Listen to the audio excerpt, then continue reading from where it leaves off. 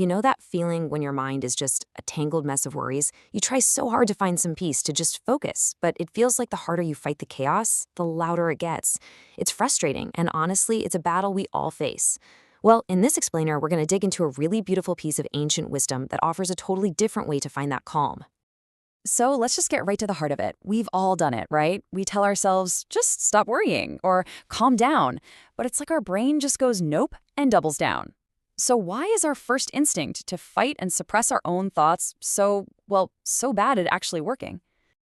This right here is the paradox we're all stuck in. Trying to force your thoughts away is like trying to hold a beach ball underwater. You can do it for a little while, but the second you lose focus, it bursts back up with even more force. This idea validates that feeling we all have, and it perfectly sets the stage for a story that's going to flip this whole problem on its head. To really understand the solution, we're going to follow the journey of a young, very earnest monk. His struggle with his own wandering mind is basically a perfect mirror for our own internal battles when we feel totally overwhelmed. And look, this monk, he was really trying. He wanted so badly to have that serene, focused mind he saw in his master. But no matter how hard he tried to concentrate, his thoughts were just all over the place, pulled left and right by anxieties and daydreams.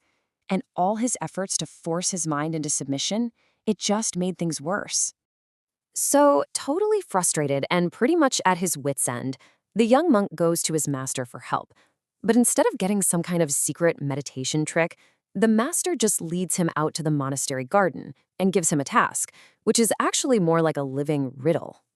The master points to this tangled vine.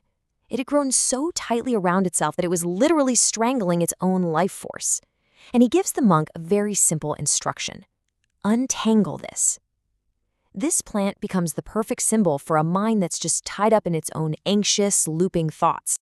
So the monk gets to work, and he uses the exact same logic on the vine that he was using on his own mind. He pulls, he pries, first gently, then with a bit more care, then with all the patience he can muster.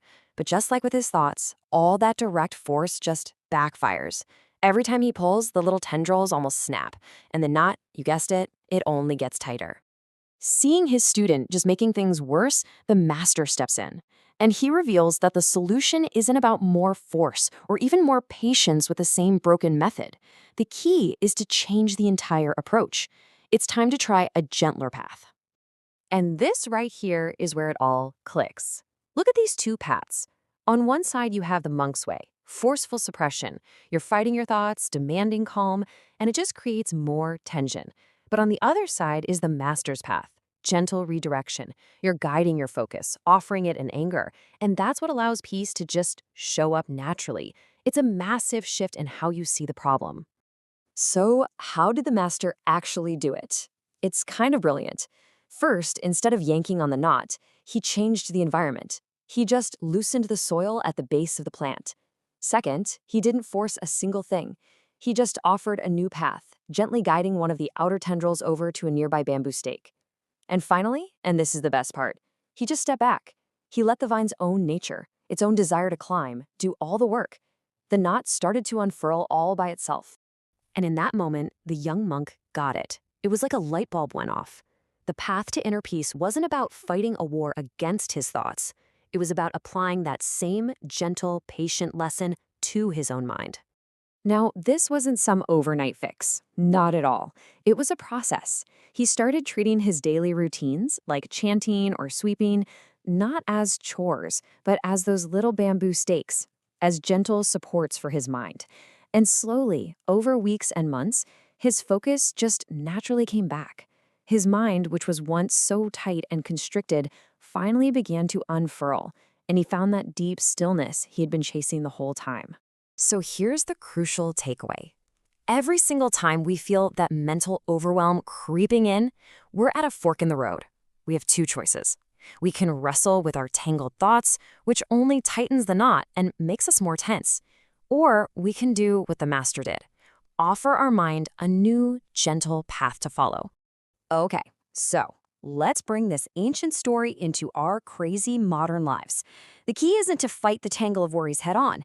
It's to find something else to focus on, something we can call a gentle anchor. So just take a second and think about this for yourself. What's the worry, the anxiety, that recurring thought that you keep trying to untangle by force? Just being able to name your own mental knot, that's the first real step to trying this gentle technique. So, what does a gentle anchor even look like in real life? It can be unbelievably simple. Instead of fighting that wave of anxiety, you can gently redirect your focus to the feeling of your breath for just 2 minutes. Or take a mindful walk and just pay attention to how your feet feel on the ground. When you have a million worries, don't try to fight them all. Just choose one simple, positive action you can take. See, the goal isn't to destroy the worry, it's just to offer your mind a different, more peaceful place to rest so it can unfurl on its own. And ultimately, this is the entire shift. The battle for mental peace isn't about defeating some part of yourself. It's about learning to work with your mind's nature. Instead of being your own worst enemy in this fight, this practice lets you become your own most compassionate and gentle guide. And that brings us to the end. Because learning this story is one thing, but actually applying it is where the real change happens. So I'll leave you with this question. Thinking about your own mental knots, which one gentle anchor are you going to offer your mind this week to give it a chance to naturally find its own peace?